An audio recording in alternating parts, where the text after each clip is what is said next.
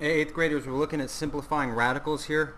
I'm going to show you some different ways to do them. There's slightly different kinds of radicals you're going to have to simplify. We'll go through them all. Let's look at something like this, the square root of 200.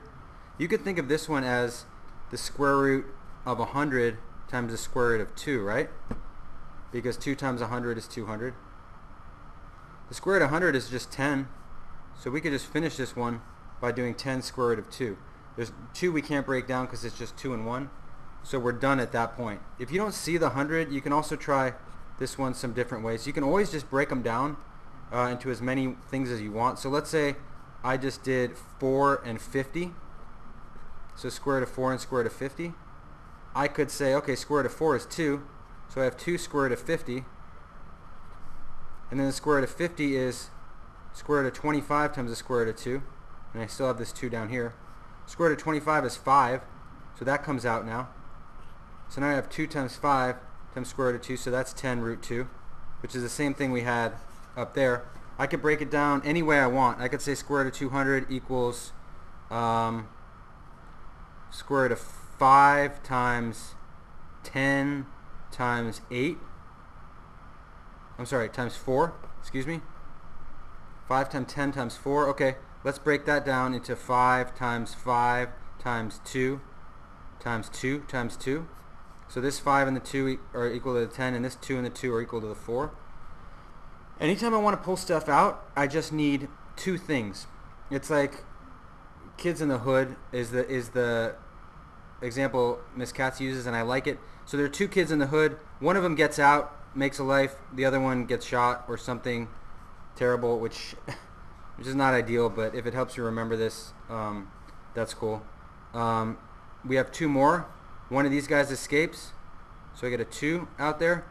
The other guy goes away, so there's none left. This guy's stuck in because he doesn't have a partner to help him, so we end up having 2 times 5 outside, so that's 10 square root of 2. So anytime you have 2 of the same thing in the square root, you can pull one of them out, and the other one just goes away. So that's number 1 also on page 489. Let's look at number 5 on page 489. It's negative 3 times the square root of 120. We're going to have to break this root 120 down. The negative 3 is just going to kind of go along with the problem, and you're going to work it in later. So we just have to break down the 120 part. So I'm going to break that down into 40 times 3. Don't have any pairs, don't have any perfect square roots, so I got to keep going. So that's negative 3 times 10 times 4 times 3. Oh wait, 4 is a perfect square root, so I can just pull out a 2 because the square root of 4 is 2.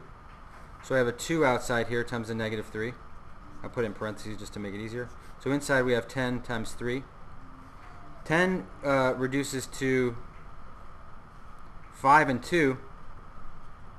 So it's 5, 2, and 3. But there's no pairs here, and we can't break down things any better, so we're done basically. So we multiply the external thing, so we get negative 6, and then inside we have square root of 30. We're done with number 5. Let's look at number 11. That's 20 a to the 5th in square root. How the heck do we do this one? Well, we can think of this a to the 5th as a times a times a times a times a. We can think of the 20 as 5 times 4 if you want. So all this is in the square root. Well, 4 is a perfect square, right? So I can bring out, the square root of 4 is 2, so I can bring out a 2. And then that's gone. Now I have any pair of something, I can pull one out and the other one goes away. So I can pull out one of these a's, the other one goes away. I can pull out one of these a's, the other one goes away. And this a is stuck inside, as is this 5. So we're left with 5a inside, and 2aa is the same as 2a squared. So 20a to the 5th simplifies to 2a squared times the square root of 5a. Let's look at number 19. That's square root of 3n times the square root of 24n. Well, you can multiply all this stuff together and put it inside a big square root, so I can get square root of 72n squared. I could rewrite this as a square root of 72 square root of n squared. What's the square root of n squared? Just n. So now we have n on the outside, and we got rid of this. So now it's 72 inside. I'm going to break that down to 9 and 8. So now I have n times the square root of 9 times 8.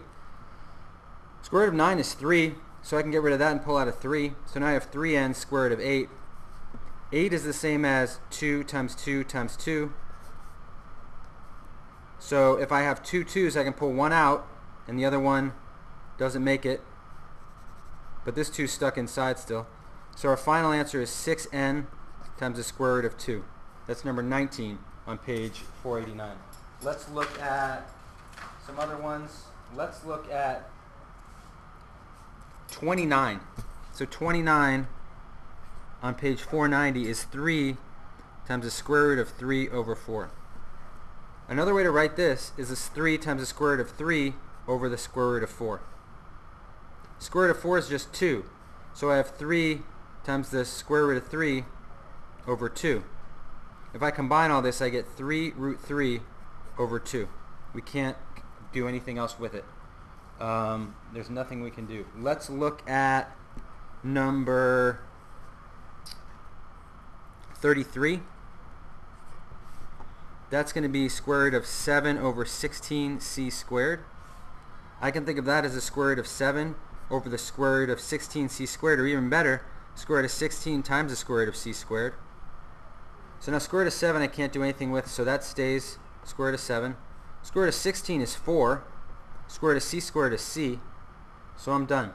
We can never have a radical in the denominator when we're done with our problem. This is our final answer for number 32. Square root of 7 over 4c.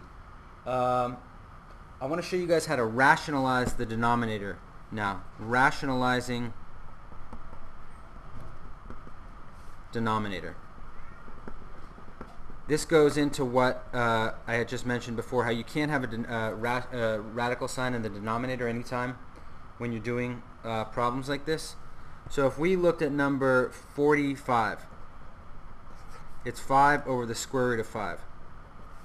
You think you're done, but you're not, because you cannot have a radical in the denominator. The way you get rid of that radical in the denominator is you multiply this whole thing by root of 5 over root of 5. You can do that because root 5 over root 5 is just 1, and we can multiply anything we want by 1, and it's not going to change its value at all. It's just going to change kind of how it looks, but in this case that's important. Root 5 times root 5 equals root 25. 5 times root 5 is 5 times root 5 up top. Root 25 is just 5. So I can write that there, and then I have 5 root 5 on top. Then I can cancel these out. All I'm left with is root 5. That's my answer. My final answer is just root 5. So we rationalize the denominator by multiplying it by itself. That cancels out the radical sign. I did it the long way to make it root 25 and then square rooted that to get 5. But you can just think of root 5 times root 5 equals 5. I could say root xy cubed times root xy cubed.